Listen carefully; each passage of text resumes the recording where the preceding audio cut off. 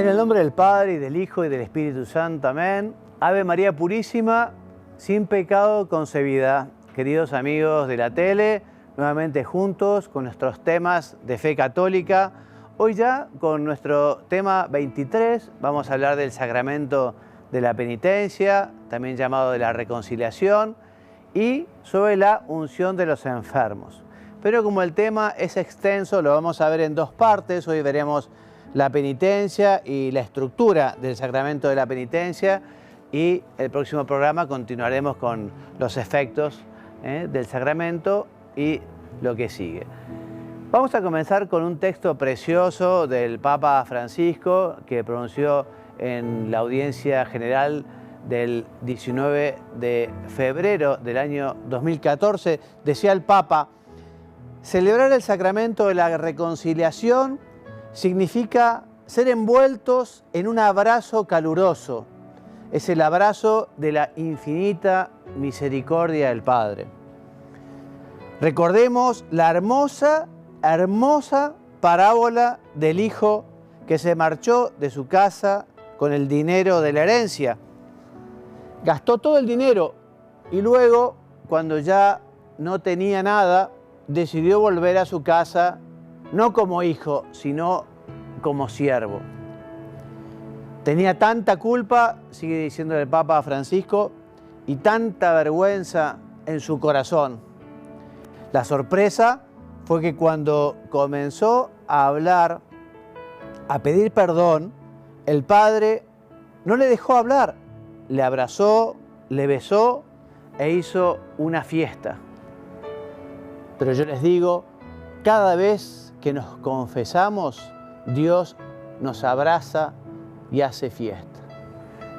Una maravilla la misericordia de Dios, este sacramento que nos da la alegría, la paz, este sacramento que nos permite recuperar la amistad con Dios si la hemos perdido por un pecado grave. Este sacramento también que nos da esa gracia específica, sacramental, para luchar especialmente con aquellos temas que nos cuestan más. Es para agradecer y para tenerle un cariño enorme a este sacramento. El demonio no le gusta nada que la gente se confiese. Por eso a veces la gente no se anima, No se anima. Y el demonio, que es muy astuto, nos quita la vergüenza para ofender a Dios, pero después nos devuelve la vergüenza multiplicada para que no nos acerquemos a confesar. El Papa nos dice, Papa Francisco, que los sacerdotes tenemos que ser muy padres, ya los veremos, en el sentido de saber acoger, saber disculpar, saber acompañar. La gracia y la nueva vida en Cristo recibida por medio de los sacramentos de la iniciación cristiana, o sea, bautismo, confirmación y Eucaristía, hacen santos e inmaculados a los fieles, nos ayudan a la santificación, a esa meta que tenemos todos en la tierra, sed perfectos como mi Padre Celestial es perfecto. Pero sabemos que el bautismo no borra totalmente esa inclinación hacia el pecado que tenemos todos, no restaura totalmente la armonía y el equilibrio interior debido a ese pecado original que deja su huella. Permanece la fragilidad, la debilidad de la naturaleza humana, la inclinación al pecado, Y por eso nuestro Señor quiso dejarnos este bendito sacramento de la reconciliación, este bendito sacramento de la penitencia. Esa concupiscencia, esa tendencia desordenada que tenemos nos permite poder alcanzar la santidad con la ayuda de Dios, Sería un error de Martín Lutero decir que el hombre estaba totalmente corrompido y ya no podía luchar, Solo tenía que tener fe en el Señor. Pero eso el Concilio de Trento lo dejó muy claro. Dios nunca permitirá una tentación más fuerte, lo dice la Escritura, más fuerte que la que el hombre pueda resistir. Y todos los hombres tenemos los medios para permanecer en el amor de Dios y afrontar esa lucha espiritual necesaria para vencer las tentaciones. Tentaciones que en sí mismas no son buenas ni malas. Fíjate que el mismo Cristo estuvo tentado por el maligno, estuvo tentado por el demonio, pero el Señor rechazó la tentación. Por eso la tentación en sí mismo no es ni buena ni mala, dependerá de la opción que hagamos. Y justamente la tentación nos permite optar por Dios, optar por la verdad, optar por el bien y rechazar el pecado, rechazar el demonio. Nosotros somos peregrinos, no tenemos morada permanente, estamos en camino, tenemos ese estado de viator, el homo es viator, ¿no? Y en ese caminar, nuestra aspiración es la bienaventuranza eterna, nuestra aspiración es el cielo. Somos peregrinos, estamos de paso, no tenemos morada permanente. Y en este camino de la vida tenemos que elegir, porque Dios nos ha elegido libres, tenemos ese libre albedrío, podemos optar, y por eso también hoy le pedimos al Señor: Señor, ayúdanos a rechazar la tentación, Señor, ayúdanos a elegir lo que corresponde, Señor, ayúdanos a saber decirte que sí, Señor, ayúdanos a no traicionarte, ayúdanos a no pecar, ¿no? Consecuencias de las malas acciones, consecuencias del pecado, son ese daño que tenemos en la tierra. El pecado hace mucho daño aquí en la tierra también, pero además, si no nos arrepentimos, si el pecador no reconoce su culpa, Dios es, Jesús es el buen pastor, sale a buscar a la oveja, pero si la oveja no quiere volver a Dios, si la oveja quiere permanecer eternamente alejada de Dios, hasta en esto Dios respeta la libertad del hombre. Un misterio impresionante, ¿no? O sea que nosotros somos dueños de nuestro presente y somos dueños de nuestro futuro. Y tenemos toda la ayuda de Dios, nunca va a faltar, depende de nosotros. Entonces, como te decía, para este hombre en camino, este hombre peregrino, este hombre homo viator, este hombre que es tentado, este hombre que tropieza, precisamente para remitir esos pecados después del bautismo, el Señor, médico de nuestras almas y de nuestros cuerpos, ha instituido este bendito sacramento de la reconciliación, de la penitencia. Es un sacramento de curación, un sacramento de salvación, como dice el Catecismo, su número 1446. Bueno, según la tradición de la Iglesia, según las enseñanzas del Magisterio, Jesús instituyó este sacramento de la penitencia, este sacramento de la reconciliación, principalmente esa tarde del domingo de resurrección. Ese día del domingo de resurrección pasaron muchas cosas, hay muchas noticias, hay mucha información. Y por la tarde se encuentra con los apóstoles, ¿no? Y justamente les dice: reciban reciban al Espíritu Santo, y a quienes les perdonéis los pecados les quedarán perdonados, y a quienes se los retengáis les quedarán retenidos. O sea que Jesús le da a los apóstoles, a los primeros obispos y a sus sucesores esta potestad de atar y desatar. Es un poder, digamos, dado por Cristo, que se transmite a los presbíteros en virtud del sacramento del orden sagrado. ¿Qué nos dice el Catecismo en su número 1442? Cristo quiso que toda su Iglesia, tanto en su oración como en su vida y su obra, fuera el signo e instrumento del perdón y de la reconciliación que nos adquirió el precio de su sangre. Sin embargo, confió el ejercicio del poder de absolver al ministerio apostólico, a los obispos, a los sacerdotes. Hablemos ahora de la estructura del sacramento de la reconciliación, del sacramento de la penitencia. Bueno, a lo largo de la historia vemos que ha habido muchos cambios, digamos, en la manera de estructurarse esta celebración sacramental, ¿no? Pero, no obstante, estos cambios que ha habido a lo largo de la historia, se descubre una estructura fundamental que tiene dos elementos igualmente esenciales. Por una parte, son los actos del hombre, que se convierte, que se quiere reconciliar con Dios, que se arrepiente gracias a la acción del Espíritu Santo, ¿no? Y entonces, gracias a ese arrepentimiento, gracias a esa conversión, el hombre tiene esa contrición, ese deseo de ser perdonado, ese deseo de reparar, ese deseo de pedir perdón a Dios, ¿no? Entonces, el sacramento de la penitencia, por parte del hombre, tiene la contrición, que es el dolor, que es esencial, ya lo veremos un poquito más adelante. Si no hay arrepentimiento, si no hay dolor, no hay sacramento, no hay reconciliación, no hay perdón. Es una persona que se lo tomara esto como una especie de trámite burocrático, por el que, no sé, quiero comulgar, pero no me arrepiento, ni quiero cambiar de vida, ni voy a salir de esta situación de pecado. Es esencial, ya lo veremos a decir, la contrición. Entonces, actos del hombre son la contrición, la confesión de los pecados, o sea, decirle los pecados al sacerdote, que en ese momento es Cristo.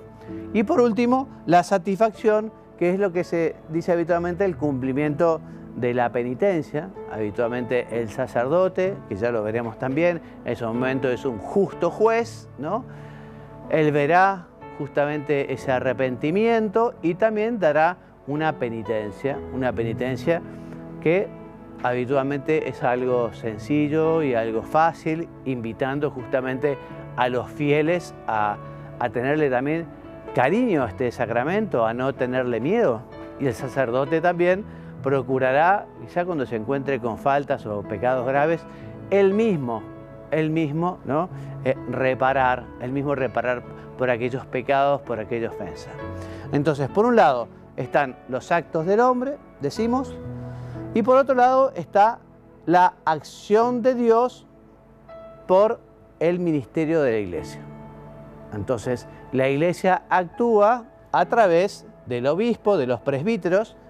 La Iglesia, entonces, en nombre de Jesucristo, concede el perdón de los pecados, y como te decía, el sacerdote determina la satisfacción, la penitencia, reza también por ese hombre o esa mujer, por esa persona, para que realmente vuelva a Dios y pueda realmente fortalecerse en su fe. Y como te decía, convendrá que el sacerdote también haga penitencia por él y con él. Bueno, y así el pecador es curado y es restablecido en la comunión eclesial. Vamos al corte, como siempre vamos a ver el video del Papa y luego continuaremos con estos elementos esenciales del sacramento de la reconciliación. Cuando yo voy a confesarme, es para sanarme, para curar mi alma, para salir con más salud espiritual, para pasar de la miseria a la misericordia.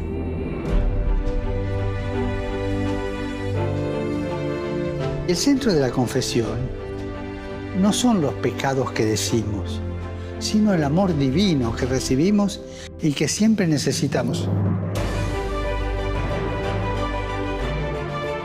El centro de la confesión es Jesús, que nos espera, nos escucha y nos perdona.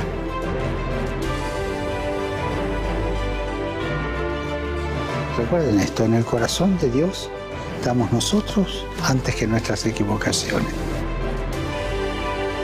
Y recemos para que vivamos el sacramento de la reconciliación con renovada profundidad y para saborear el perdón y la infinita misericordia de Dios. Y recemos para que Dios dé a su Iglesia sacerdotes misericordiosos y no torturadores.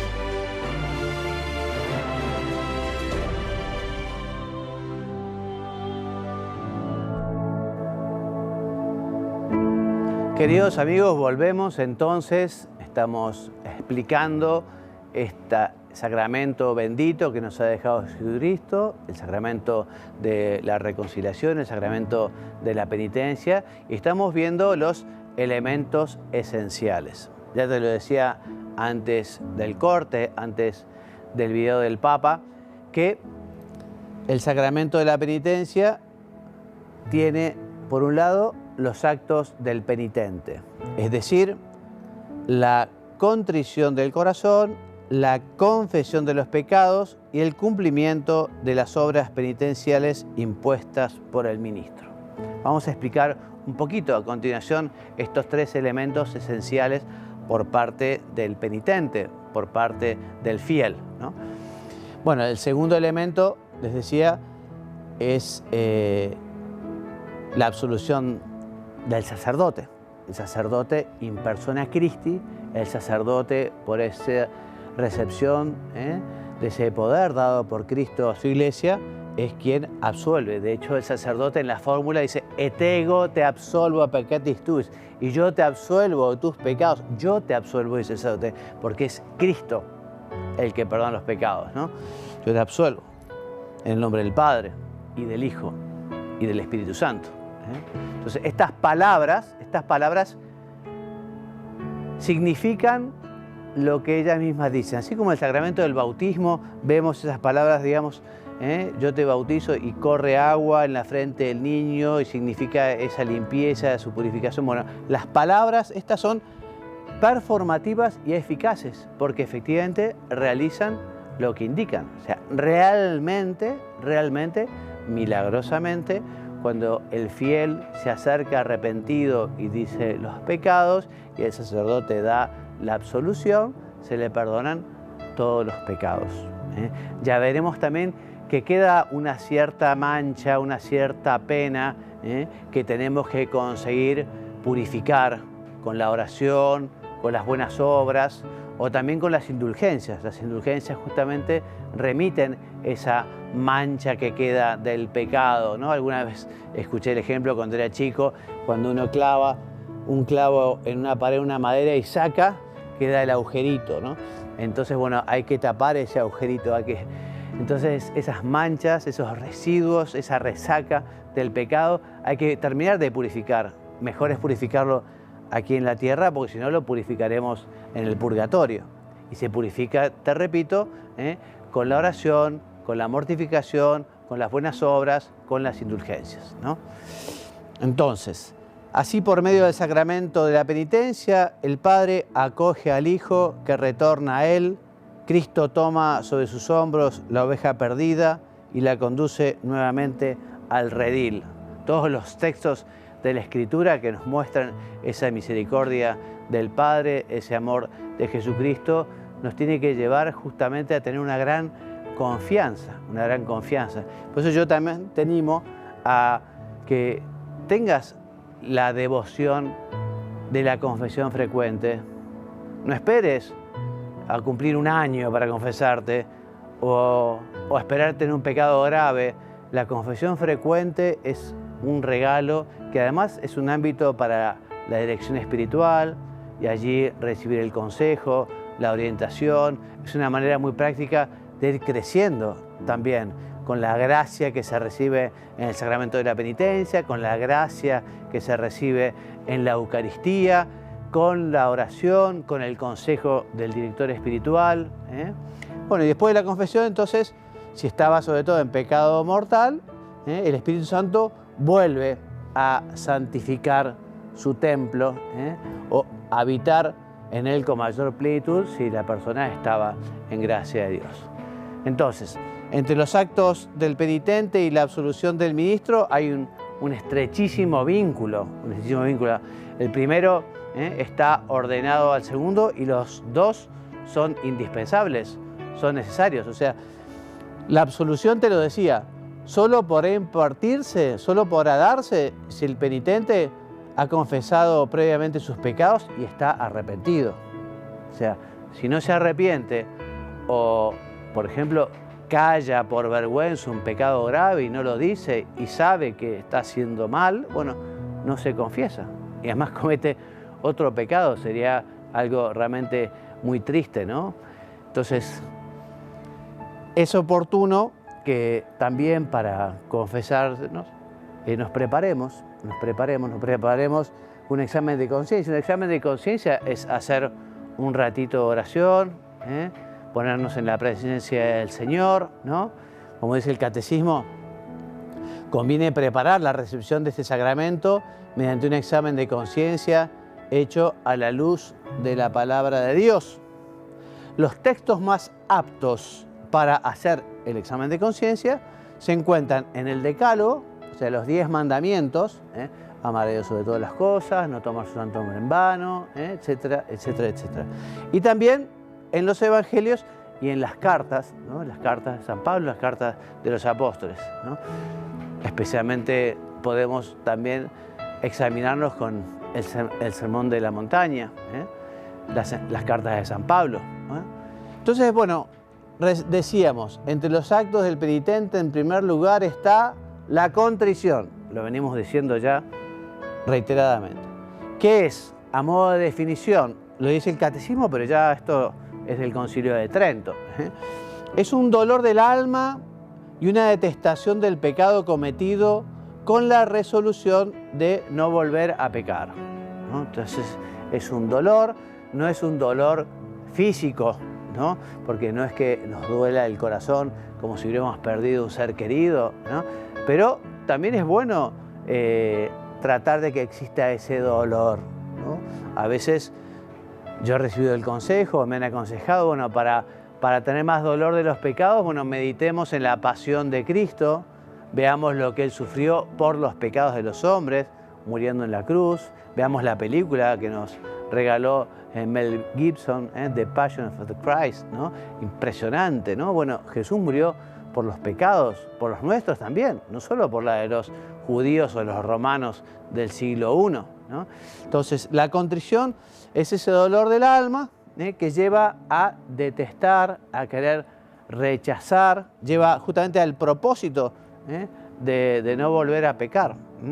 Esta contrición perfecta, contrición del corazón, implica un claro y firme acto de la inteligencia y de la voluntad del hombre que, movido por la ayuda divina y por la fe, detesta los pecados cometidos en cuanto lo han alejado de Dios, es una dimensión teologal, lo han alejado de Cristo, una dimensión cristológica, y también lo han alejado de la Iglesia, esa dimensión eclesial, de la Iglesia y de sus hermanos, los demás hombres, ¿no? En la contrición, además del dolor, además del arrepentimiento, además del deseo de no volver a pecar, también justamente hay un deseo de retornar al Padre, ¿no? Como el hijo pródigo, cuando estaba allí no podía comer ni siquiera las bellotas que le daban los chanchos, recordó a su padre y lo bueno que era y lo mucho que lo quería, ¿no? Entonces, en fin, también nosotros pensemos en lo que es la ofensa a Dios, ¿no? Recordemos a Jesús, cuando se le apareció a Santa Margarita María de Alacoque, pidiéndole que se viviera especialmente la devoción a su Sagrado Corazón, ¿no? Y Jesús decía, bueno, mira este corazón que sufre ante la ingratitud de los hombres, este corazón que se ha agostado, que se ha gastado, que se ha entregado y no recibe sino indiferencia. Y especialmente me duele con las personas consagradas a mí, les dice el Señor. Entonces recordemos que esa ofensa a Dios es algo que causa dolor y por eso esa reparación y ese deseo también de reparar y también de compensar al ver los pecados, por ejemplo, de los hombres, cuando leemos el diario, cuando vemos televisión, cuando escuchamos las noticias, que también, bueno, pidamos perdón por aquellos que no piden perdón, Tratemos de compensar con actos de amor tanta indiferencia y tanta humildad y tanta maldad. Saben que la contrición puede ser perfecta o imperfecta. Son distintas, ¿no? Es perfecta cuando brota del amor de Dios, amado sobre todas las cosas, ¿no? Es un dolor muy profundo, llevado justamente por la caridad y por el amor, ¿no? Dice el catecismo que esa contrición, ese dolor de amor, perdona las faltas veniales y obtiene también el perdón de los pecados mortales si está la firme resolución de recurrir cuanto antes al sacramento de la confesión, ¿no? O sea que a veces yo les digo a las personas, bueno, hay gente que una idea así peregrina, de bueno, ya que he ofendido a Dios, bueno, ya que estoy en el charco, hasta que me confiese, no. Además de ser una injusticia seguir ofendiendo a Dios y seguir pecando, si uno realmente hace un acto de contrición perfecto, un acto de amor, un acto de dolor, y hace ese propósito de confesarse cuanto antes, y el Señor nos perdona los pecados. De modo que si tenemos un accidente, de modo que si sucede algo y nos morimos, hicimos un acto de contrición perfecto y Dios nos perdonó. De todas maneras, también hay que tener en cuenta, lo dice el catecismo muchas veces, que para recibir la Eucaristía, para recibir la comunión, tenemos que confesarnos. Por más que hayamos hecho un acto de contrición perfecta, por más que estemos muy arrepentidos y tengamos un gran dolor, por lo que se refiere al sacramento de la Eucaristía, tenemos que pasar por el confesionario, tenemos que pasar por el sacerdote, tenemos que recibir la absolución. Entonces la otra contrición es la llamada imperfecta, también llamada atrición, ¿no? Que sobre todo el dolor recae más en lo que es la fealdad del pecado y también las consecuencias que tiene el pecado, ¿no? El pecado tiene como consecuencia nada más ni nada menos que la muerte eterna y el infierno, ¿no? Entonces, esa contrición no borra, esa contrición que se llama atrición, no borra los pecados mortales, pero sí justamente nos invita a recibir el sacramento de la penitencia y además, por supuesto, alcanza como contrición para recibir la absolución del sacerdote. Acá está subrayado. No alcanza para el perdón de los pecados graves, pero dispone a obtenerlo en el sacramento de la penitencia. ¿Qué es la confesión de los pecados? La confesión de los pecados es decir los pecados, decir los pecados, manifestárselos al sacerdote, ¿no? Hay que tratar de que la confesión sea sincera, clara, concreta, contrita, humilde, discreta y decorosa, es decir, siguiendo las normas de la prudencia, de la modestia, de la caridad, y además es oral, verba voce, e íntegra, tiene que ser completa. O sea que las personas estamos llamados en la confesión a decir, es obligatorio, todos los pecados graves, lo posible, su número también, ¿no? Si viene una persona que lleva años sin confesarse, bueno, quizás sea muy difícil poder decir, bueno, cuántas veces falté a misa deliberadamente o cuántos pecados graves hice, ¿no? Pero en principio el fiel tiene que tratar de hacer un examen de conciencia y decir el número de pecados graves, ¿no? Acá te lo vuelvo a repetir. A propósito de la confesión íntegra, el Catecismo de la Iglesia Católica dice, en la confesión los penitentes deben enumerar todos los pecados mortales de que tienen conciencia tras haberse examinado seriamente, incluso si estos pecados son muy secretos y si han sido cometidos solamente contra los dos últimos mandamientos del Decálogo, pues a veces estos pecados hieren más gravemente el alma y son más peligrosos que los que se han cometido a la vista de todos, ¿no?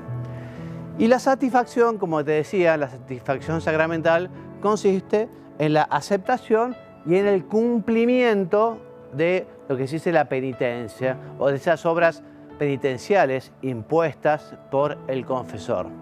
Esta satisfacción es signo y manifestación del arrepentimiento interior, de la conversión de la persona, y también es remedio, de alguna manera es remedio para ese desorden causado por el pecado, tanto en el mismo pecador, ese desorden, como en el entorno familiar, social y eclesial también. Y la absolución del sacerdote, ¿no?, quita los pecados, pero no cancela, te decía, todos los desórdenes que se han ocasionado. El ministro lo repetimos, es el sacerdote, obispo o presbítero, válidamente ordenado y tiene que tener las facultades, las licencias para ejercer esa potestad, para perdonar los pecados a esos fieles. Dice el catecismo: cuando celebra el sacramento de la penitencia, el sacerdote ejerce el ministerio del buen pastor que busca la oveja perdida. También el ministerio del buen samaritano que cura las heridas. El ministerio del buen padre que espera al hijo pródigo y lo acoge a su vuelta. También el justo juez de la Escritura, que no hace acepción de personas y cuyo juicio es a la vez justo y misericordioso. En una palabra, el sacerdote debe ser signo e instrumento del amor misericordioso de Dios con el pecador. Y como te decía, como justo juez, porque cumple la función de juez también, ¿no? Deberá conocer los pecados que graban sobre la conciencia del penitente para tomar un juicio, ¿no?, espiritual sobre sus disposiciones, sobre todo para saber si está realmente arrepentido, para saber si realmente tiene propósito de enmienda. Entonces, una vez que el sacerdote escucha esos pecados, esa confesión, ¿no?, puede dar la absolución y también esa penitencia, ¿no? En el caso de que se encuentren personas que desean acercarse a Dios, pero que aún no pueden recibir la absolución, ¿no? Por ejemplo, personas que viven en un estado de pecado, por ejemplo, no sé, una persona casada por la Iglesia Católica que después se separó y se casó por civil, o un católico que vive en concubinato, ¿no? Bueno, el sacerdote está especialmente llamado a ser muy misericordioso y a decirle que ellos no están fuera de la Iglesia, sino que tienen que llevar un estilo de vida cristiana, participando en la Santa Misa, aunque no pueda comulgar, que escuche la palabra de Dios, que se dedique a la oración y a la adoración eucarística, realice obras de caridad, de penitencia, que cumpla responsablemente la importantísima tarea de educar cristianamente a sus hijos, que participe en la vida comunitaria y en el diálogo con un sacerdote, teniendo esa dirección espiritual, ¿no? Y para ir terminando, porque ya es la hora, les cuento que el sacerdote tiene un secreto, que es el sigilo sacramental, ese secreto de todo lo que ha escuchado en la confesión. Dice el catecismo: dada la delicadeza y la grandeza de este ministerio y el respeto a las personas, la Iglesia declara que todo sacerdote que oye confesiones está obligado a guardar un secreto absoluto, ¿no? Absoluto. Bueno, y hasta aquí el programa de hoy. Continuaremos entonces el próximo programa hablando del sacramento de la penitencia. Me despido enviándoles la bendición. Que Dios los bendiga y los haga muy santos. Amén.